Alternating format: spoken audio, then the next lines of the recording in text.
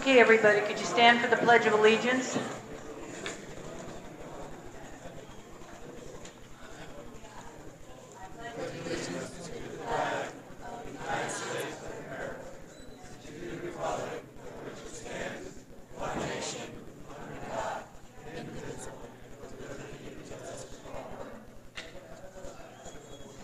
James, would you like to say the prayer?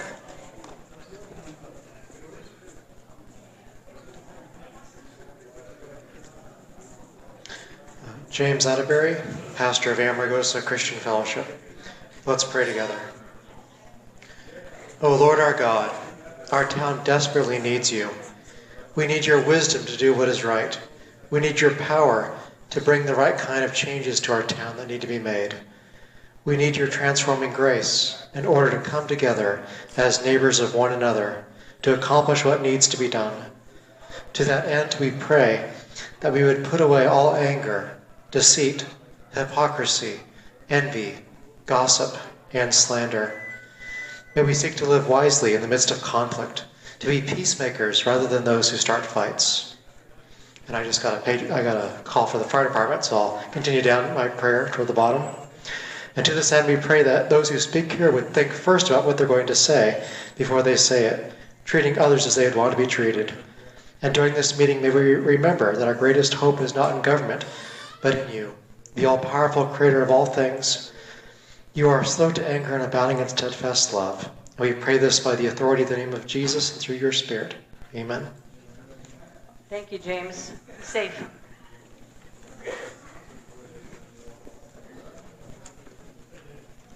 Okay. Approval of the agenda. I am pulling number 5, 6, 7, and 11. General public comment. Up to a 3-minute time limit per person. Action will not be taken on matters considered during this period until specifically included on an agenda as an action item. I'll open up this for public comment. Any public comment?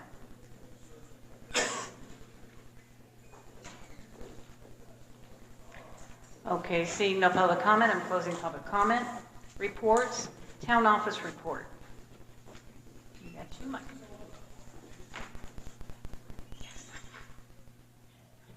Okay, we have our vouchers that we are presenting for the OK.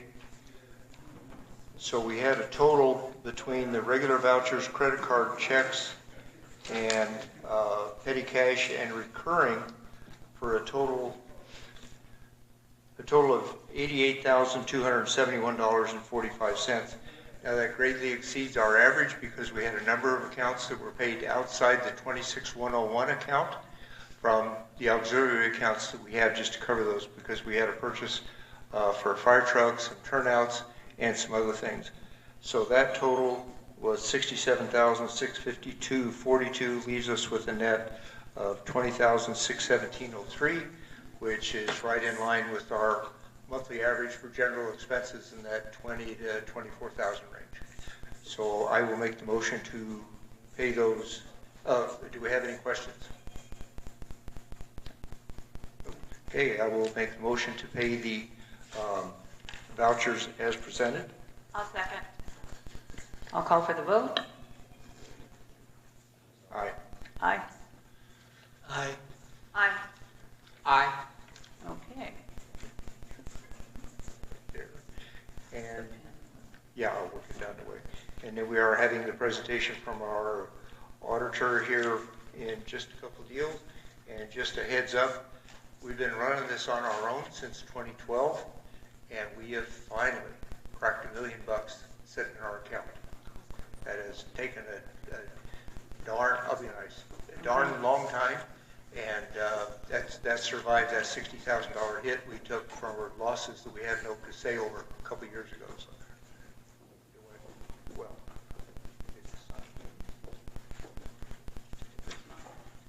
Very good.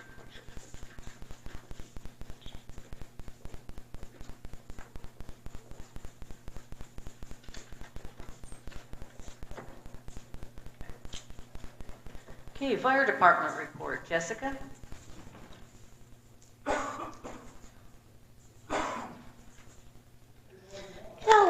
Jessica Kadrmas, Kadrmas. I am the fire clerk for the fire department. Alrighty, so our run counts for the 30 days leading up to the meeting, we had 2 fires, 15 EMS calls, 3 service calls, and 1 good intent call for a total of 21 calls throughout the month. Our equipment, all equipment has been ongoing regular maintenance thanks to Scott and Joel to maintain our readiness and staying up to our standard. Currently, brush 41, our brush truck is out of service due to headlight. We're working on getting that repaired. It's a very specific headlight. You can't just order it off of Amazon like we thought. For training this month, training focused heavily on essential areas such as water pump operations. We're doing this to ensure that all members can go in, set up a fire engine, put down a pool, whatever we need to do, so that our certified members can go in and actually fight the fire. We've also been focusing on scene safety. We have a lot of new members who have never been on an emergency scene before, so teaching them the right way to handle themselves has been a big priority. This also includes the proper use of PPE, our turnouts, rubber gloves, when to wear a mask, when to wear a face shield, that kind of thing, and hazard recognition. Bleh. In addition, our EMS training continues to advance our medical response skills. We're currently working on getting all of our guys up to an EMR standard so that they can go in and act as a first responder with us EMTs. We also want to encourage you guys, if you see us and we're out training out in the public eye, we were out here at the park, not even last weekend. We'll be out at the park again this weekend. If you see us, come on by, come say hi. Talk to us, see how we're doing, see what we're doing. Learn a little. It's totally fine. We're very happy to answer any questions or engage with the public. Personnel, we currently have 13 active volunteers. We want to send our biggest congratulations to Jonathan Jones and Braden Nussbaumer. They were just recently promoted to probationary status. They can officially train and actually be on equipment now, so yay. Also, as a public reminder, burning season will be coming to an end here soon. We're starting to get hotter, we're starting to get dry again. We were dry all winter long. We were fighting fires all winter long. So we want to remember authorized burns need to be called into the fire department as well as the sheriff's office. They need to know as well. And when you're doing your controlled burns, remember to keep it to yard trimmings and that kind of thing. Don't be burning plastics or trash. You would be amazed that times we get called out because somebody is burning trash and it's not a real burn. It counts as an illegal burn and you can be fined for it. So just as a public reminder, thank you guys so much. Any questions, comments, concerns? No, just want to thank you for all you do down there. It's nice that everything's operating well, staying within budget, getting more new trucks. Thank you so much for dealing with all my questions. And don't squirt us if we stop to see you. No, I promise. Okay. Unless it's a rogue volunteer with a hose, you know. It's on the record now. Thank you, Jessica. Thank you guys so much. Planning Committee. Lab. Way too professional. I like following Bruce. There was no stress. Labossiere.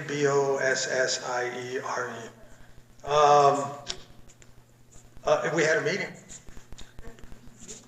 It was exciting. We had a citizen that wants us to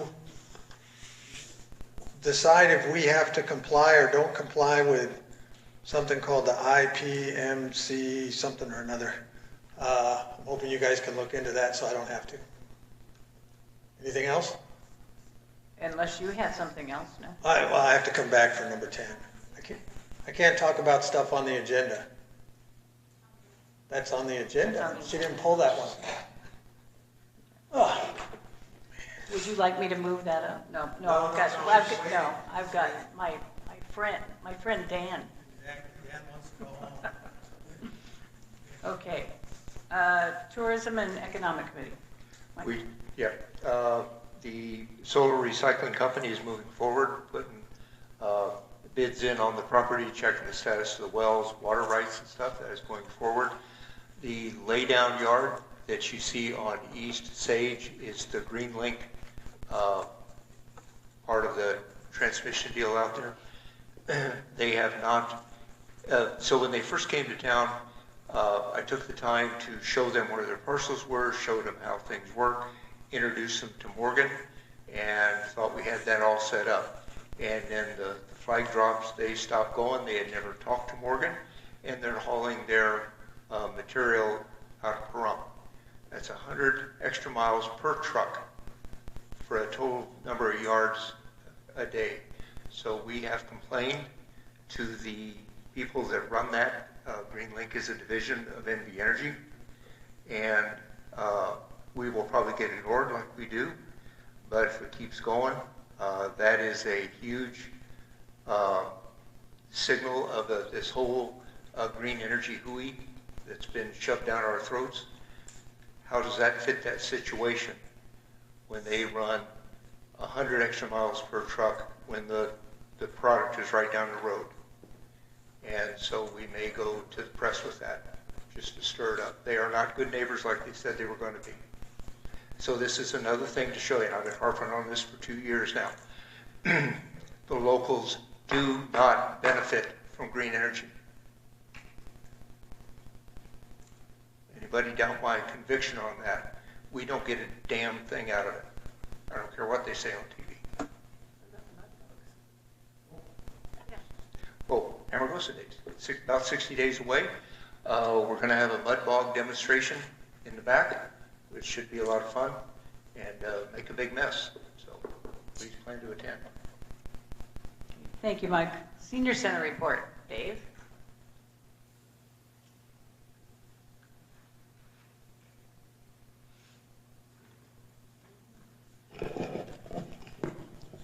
Dave Hall with the Senior Center report.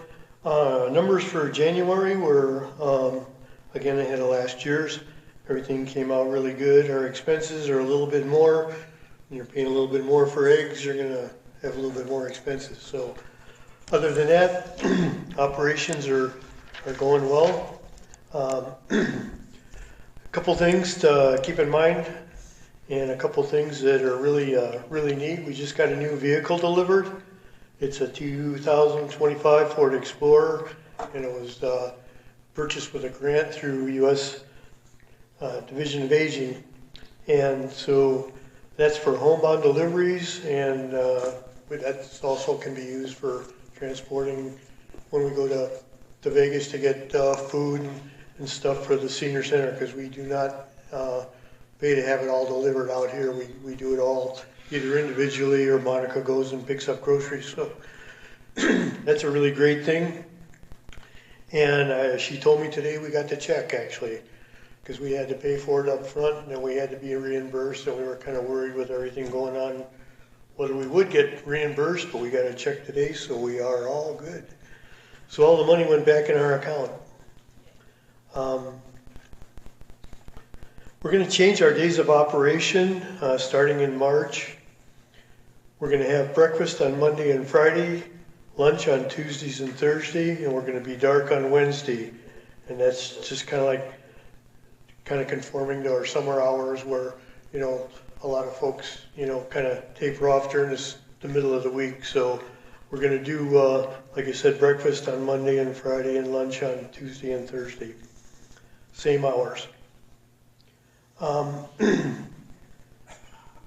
Commodities, last month we had like 85 people that got commodities. What's really nice, starting in March, we're going to have the Oasis program is up and live, and Monica's inputted everybody that has ever got commodities in the Oasis program, printed out a card. So when you come to get, sign up this time, she's already got you in the system. She'll give you your card, she scans it, and you walk in and get your groceries. So it's going to really be a big benefit. We might need a few more people inside because it's going to be pretty quick. Nobody's going to have to sit there and fill out a bunch of paperwork. Plus, when it's all done, all that stuff just gets automatically ported, so we don't have any labor involved in filling out manual reports and sending them to Division of Aging or USDA or whoever all needs those reports. Let's see. We do have, the LDS Church had a food drive and restocked our pantry, so we have a lot of items that can be available throughout a month. All you gotta do is stop in at the senior center if you know anybody that, could use some assistance during the month. We do have groceries available all month long. And our next board meeting is March 11th, 9:30 a.m. And I guess that's all I got. So, and we will have a really lot of neat stuff at Amargosa Days too. Got some stuff Mike told me about today that's going to be interesting, and we've got some mountain bikes we're going to have for our Chinese raffle, along with quite a few other things. So, ought to be a good time. Any questions, comments? I don't have any questions. Thank you. Thank you, Dave. Thanks, Dave. Okay, number 8, for discussion and deliberation, presentation by Dan MacArthur, CPA, on the audit of the Town of Amargosa Valley finances for the year ending June 30th, 2024. Hi, Dan. Welcome back. Oop. There we go. Great to be with you tonight. I drove up and saw all the cars, and I thought, boy, this is going to be a big meeting tonight. As indicated, I'm here to review the 2024 audit report with you. Quite honestly, it's a very positive report. Just some specifics I'll just get out of the way. As auditors, we're required to find audit evidence to support the financial statements. Based on the audit evidence we have obtained, we believe the financial statements are fairly presented, following generally accepted accounting principles. When we do an audit, just so everybody does understand, the auditor is required to obtain enough information to determine, to get to the point that he has reasonable assurance that the financial statements are fairly stated. It's not absolute assurance. If it was absolute assurance, I'd just be out here every day with you guys.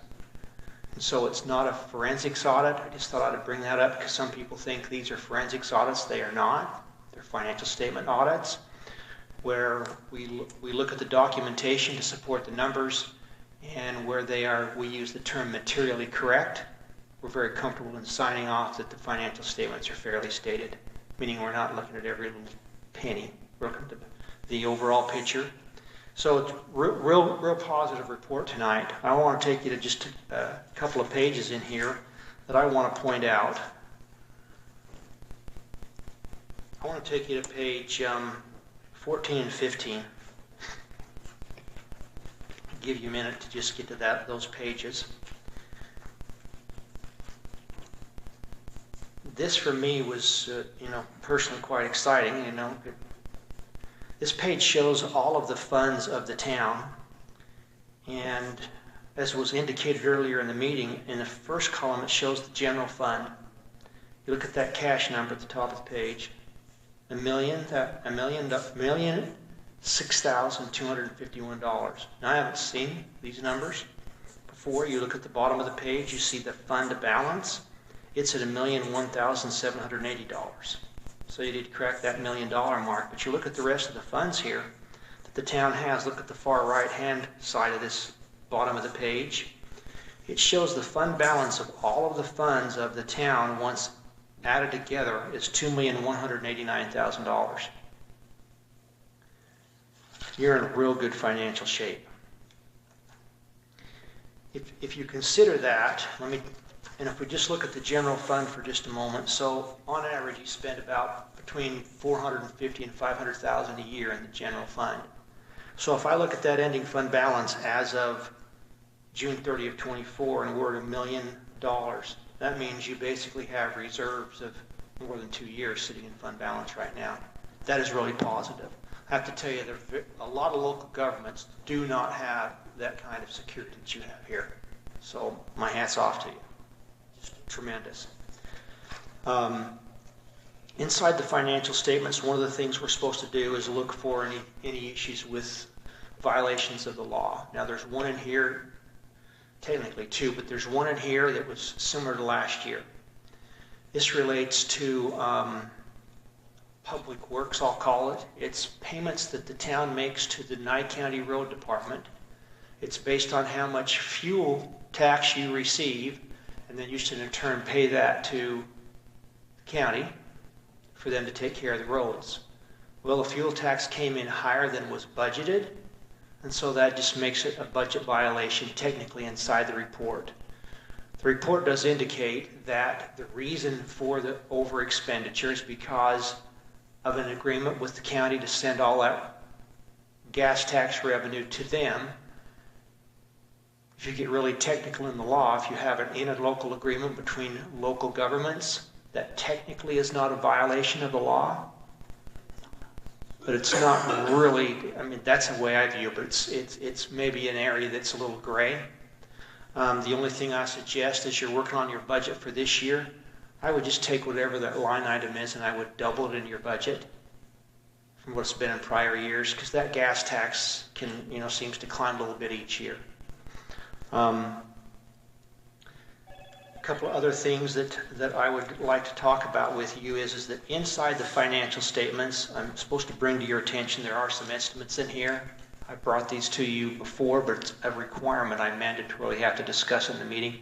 I'm sorry, some of this might get real boring for some of you, but inside the financial statement, there's an estimate for net pension liability. The number in the financial statement this year is $176,000. It varies every year. It can go from $250,000 down to $100,000, back up to $300,000. It just varies. This basically is the town's share of the state of Nevada's unfunded public employees retirement system. Statute indicates that if you make your payments, you have no liability, but you're making your payments every month. Governmental accounting standards, however, requires the liability to show up in your financial statement. So one rule says it's not a liability to you. The other one says you got to put it in your financial statement. The NRS says that the financial statements have to be prepared in accordance with governmental accounting standards, and so that's why I like to tell you the liability's here, but statutorily you really don't have the liability. Okay.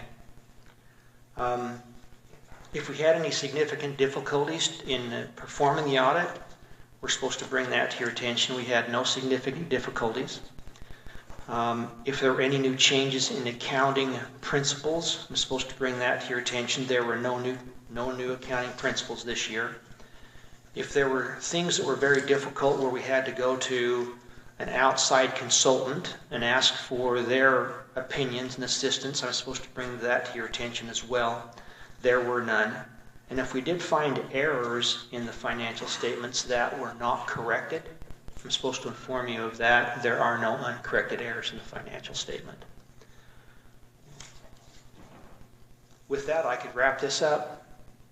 You're in real good financial shape, real clean. The only issue just to follow up with is going to be a letter to the state talking about here's the budget violation and this is how we're going to fix it, and it's really out of our control anyway because of our agreement with the county. So, great job to everyone involved. Thank you, Dan. Thanks, Dan. Thank you, Mike. Yeah. If anybody wants a digital copy, I've got them. Just email me in the office and I'll email one to you. Great. All right. Thank you. Thank you, Dan. Have a safe trip home. It was worth it. It was worth it, wasn't it? Just to see me. Okay. Just making sure. All right.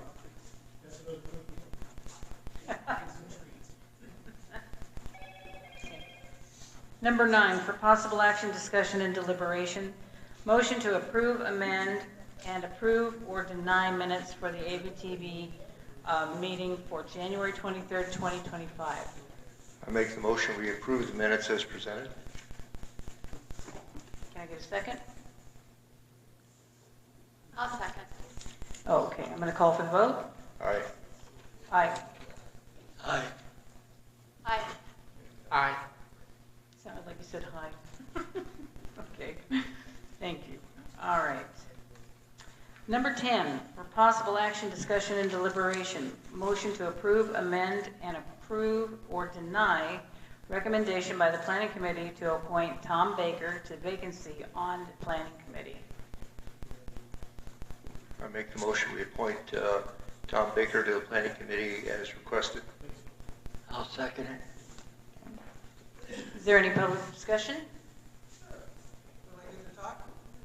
Yeah, we try to avoid it, but I'm I'm not gonna say anything anybody else already said, Okay. maybe. Labossire. Yeah, technically we're moving Tom from alternate to active. So we have 2 alternate positions, so if anybody else wants to be on the planning committee by our bylaws, we have 2 alternates. Alternates do get to vote if the regular members don't show up, so think about it. Anything else? Can I leave? No, you gotta wait for the vote, and we'll let you know, I'll let you know when you can go.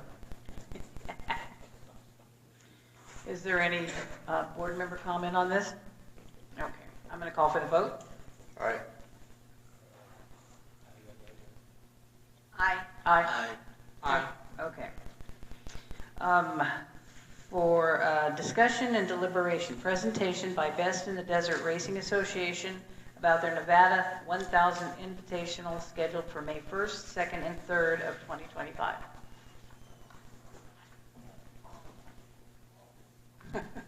Sitting a while, huh? I'm getting old. Are we all? Brian Folks, Folks, with Best in the Desert Racing Association.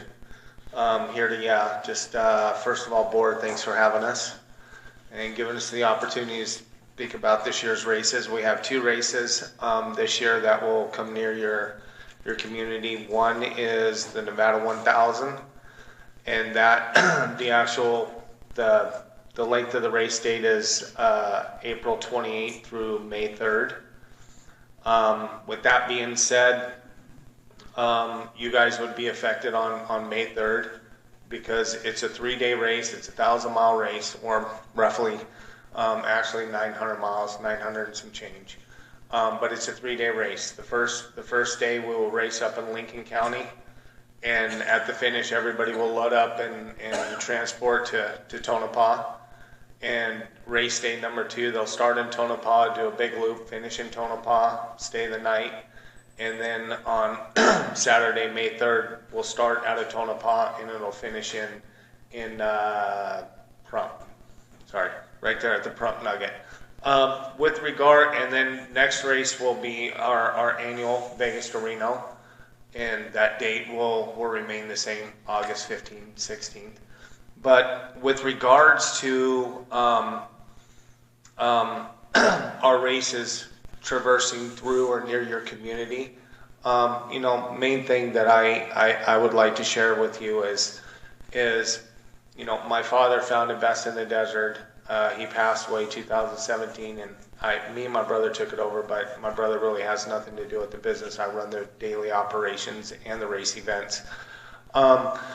I like to think I've grown and matured as an owner, race promoter, and always kept my eye on the community because, we all share the land in terms of public lands, and we use it and we want to appreciate it. But as a race promoter, we also go through communities, and I would want you to know that I very much, again, as a promoter 3 years ago, really wasn't on my radar because I had other people doing race operations. So they were laying out the course and marking the course and doing all that. Now I've taken on that responsibility. So I'm very cognizant of the fact that this is your home.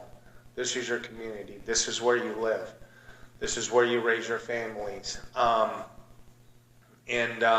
We try to minimize the impact, number one.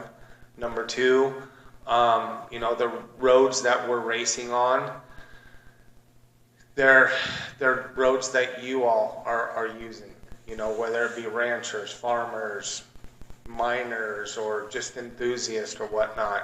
And if I'll go back, 15 years ago, when my dad first started grading race courses, in the beginning it was really dictated by the BLM, and they said, hey, you need to start grading BLM roads, and then it evolved into county roads, and then city, and then then it went from, start to finish. We're grading the whole race course, and, we got a lot of complaints from the racers, because they want tough, tore up race courses, rocky, with big hoops and whatnot in it.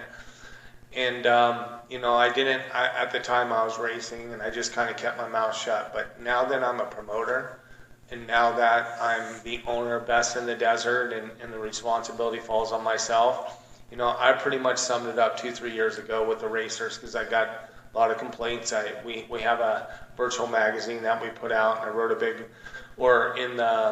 in the magazine, this particular issue was comments from the owner or whatnot, and I talked a lot about that, and I had a few people call me and said thank you for helping us understand. And the way I put it is, how would you like it if you come home one day and the roads crew came in and tore up your road?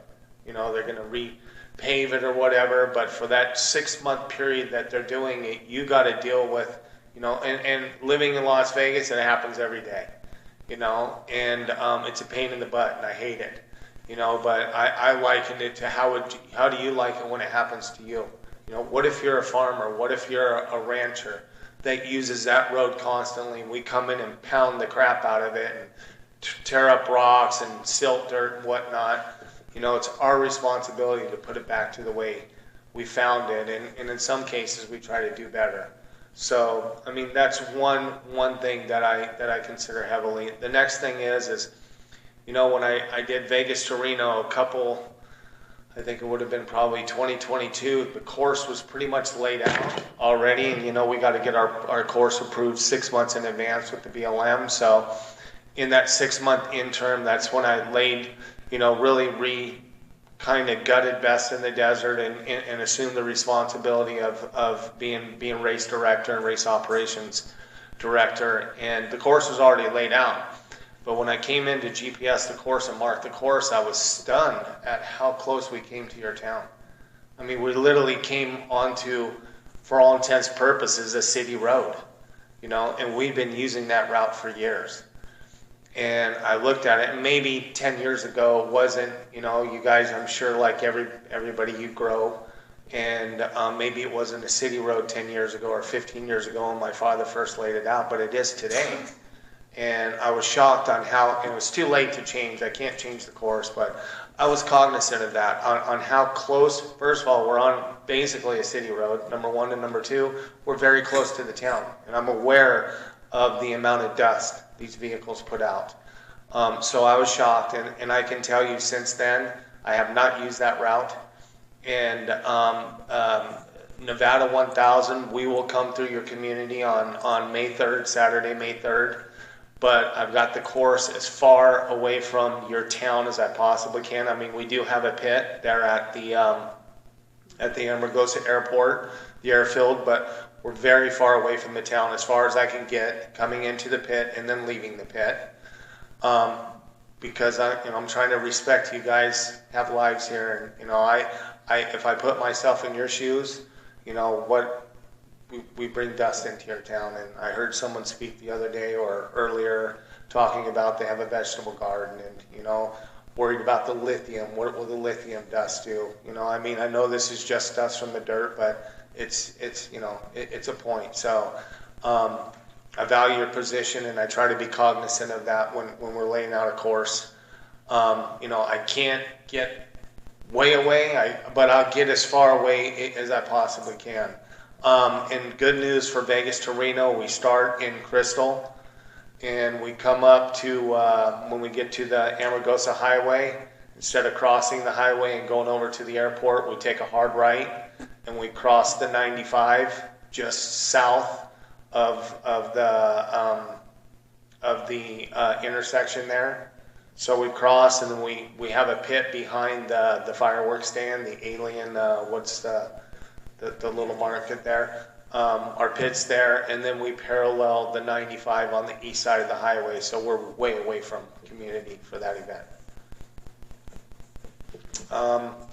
Other than that, any questions or comments? I have a question. Have you been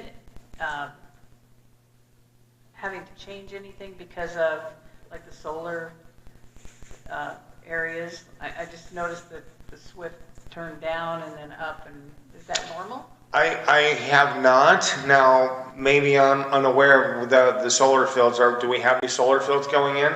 There will be, yes, and especially like 95 and 373. There's 10,000 acres, down. So at Valley View Road? There's 73, and 95, like where your pit is, where the airport is. Oh, really? That's going to be a big solar field? Part of that is going to be a solar field, and then where you're turning down, I mean, maybe for next time. I just wondered if you've been contacted by anybody. Have not. Do you know when the project's going to break ground? Well, no, but I mean, you're going to be okay this year, but I can put you In the future. Yeah. In the future, I can we'll, put you in we'll contact with if somebody. you don't mind, I'll have Megan reach out to you tomorrow That'd be fine. and get that ball rolling. Because I'd like to be able to plan ahead. I'm kind of like this gentleman. I wonder why sometimes. Yeah, and I can kind of see there's probably 1, 2, and I think you're okay. There's a couple of them that might impede your. Okay. No, if you don't mind, I'll have Megan get together with you. And do you have like a plot map for where they're going to go? Yes. Okay. Yeah. If you could provide that, that would Okay. be astounding. All right, yeah. Okay, thank you very much. I appreciate it. Okay. You're welcome. I'm going to open it up to anybody, any comments? Any public comment? What were those dates again? May 3rd? May 3rd will be the Nevada 1000. We'll be traversing through. And then Vegas to Reno, I want to say the race date, I believe, is August 16th. Is there any way we can get you to shoot down Records Road? I'm gonna try to get the county to raise my road. I promise, nobody down there will complain. Let her know where it is, and if I got I approval, know. maybe I'll swing by. Yeah, I don't think so. But I'll let you know where it is, just Okay. for fun, Okay. Anybody else? Jessica? Do you guys have the EMS plan? We do. Do you know who Dave Nearbass is? No. He doesn't? Do you have a card? I can get you one after the meeting. If you would, I got a gentleman waiting for me, and I got to get home. So if you give me your contact info, I'll put you in touch with him when we have an emergency action plan. And in fact, thank you, because he's always asking me, hey, if there's anyone with fire, medical, or police, make sure you get together with them. Okay, cool. All right, thank you. Thank you, Okay. appreciate it. Thank you for having me. Okay. Number 13, general public comment. Up to a 3-minute time limit per person. Action will not be taken on matters considered during this period until specifically included on an agenda as an action item. Please state your name and spell your last name. Labossiere. If you're going to the Valley Electric meeting next month and you were planning on voting, you have to take your ballot. If you don't bring your ballot, they won't let you vote. So either mail it in or bring it to the meeting. What's the other thing? Oh, the newsletter's done, so no changes.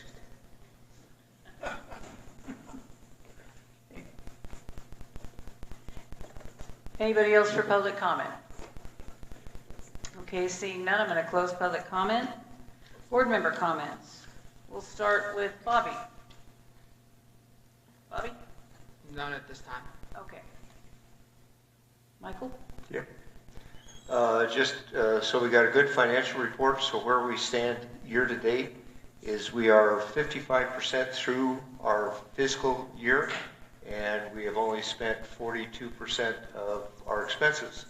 So we're staying well within budget, and let's just hope revenue comes up and we don't have any goofy losses or anything. We'll be all right. Okay. Brenda? Our CDBG grant has been pushed back to May until everybody knows what's happening in Washington. And that grant is for, you might want to look. Oh, and the grant is for the handicap restrooms at the park. All right, thank you. Richard? Not at this time. Okay. I just want to say thank you to everybody. The support that we saw tonight was amazing. And for those of you that stayed behind and sat through the meeting, I appreciate that as well. I'm excited for Amargosa Days. The Mud Bog sounds like it ought to be very interesting. And other than that, I'm just really proud of Mike. It took us a couple of years. Yeah. Well, 2012, but I mean, the last couple of years, it's been just pushing to get this right. And Dan loves us again. Of course, he's not going to lower his prices, but he loves us. Okay. For possible action, set a date and time for March 27th at 6:30 p.m. for a board meeting. Can I get a motion? I'll second it. I'll make a A motion. motion. I'm sorry. I make a motion that we set the time and date for March 20, for the next town board meeting for March 27th at 6:30 p.m. Okay, now Richard. Yeah, I'll second it. All right, thank you. I'm calling for the vote. Aye. Aye. Aye. Richard? Aye. Okay. All right. Thank you, everybody. This meeting is adjourned.